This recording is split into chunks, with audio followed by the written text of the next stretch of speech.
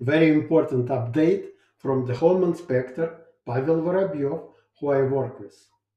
As of January 1st, 2026, the Ontario Fire Code now requires a working carbon monoxide alarm and smoke detector on every level of your home. Before, alarms were required near sleeping areas.